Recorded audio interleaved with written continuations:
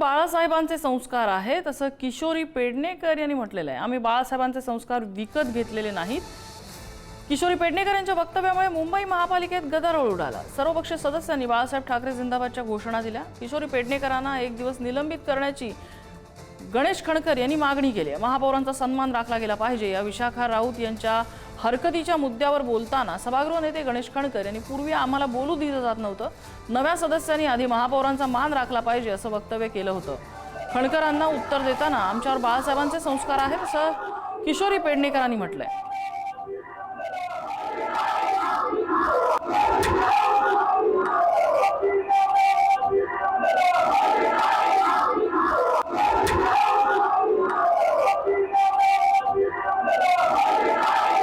किशोरीताई पेडणेकर यांनी त्यांच्या वक्तव्यामध्ये एक स्टेटमेंट केलं आणि ते स्टेटमेंट असं होतं की तुम्ही काय बाळासाहेबांना विकत घेतले आहे का.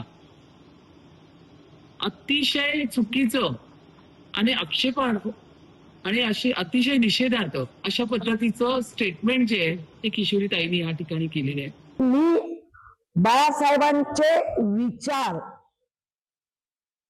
विकत घेतले. विचार हा शब्द खोडून बाळासाहेब नावावर बाळासाहेब चांद तारे सूर्य सगळं पृथ्वी तोपर्यंत कोणाची हिंमत नाही बाळासाहेबांना विकत घ्यायची. एक तर आता ते हयात नाही, हयात नसताना त्यांचा काय काय अपमान केला तो उघड उघड या महाराष्ट्राने पाहिलंय. मी म्हणताय म्हणून माफी मागणार नाही. मी माफी मागण्यासारखं कुठलंही कृत्य किंवा कुठलंही वाक्य मी वापरलेलं नाही.